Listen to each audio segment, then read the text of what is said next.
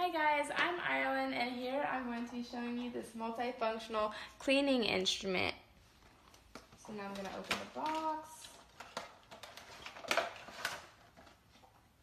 And so on the inside of the box it's going to have this little manual. It explains how to use it, some tips and tricks.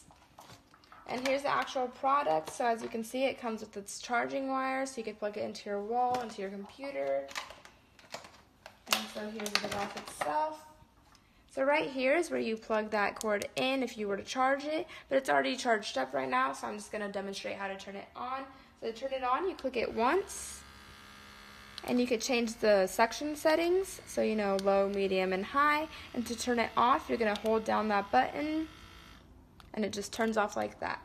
So it does come with multiple head shapes. As you can see, this one's more narrow, it really targets your blackheads. And we have some wider ones and some different materials.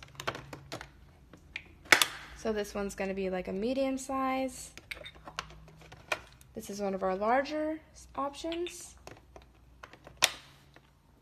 And a smaller option. And then this one is angled. So the way you can use it is you're just going to put it on your face and it's going to suck your blackheads out. And it's just like a vacuum, so it's just going to be sucking on your skin.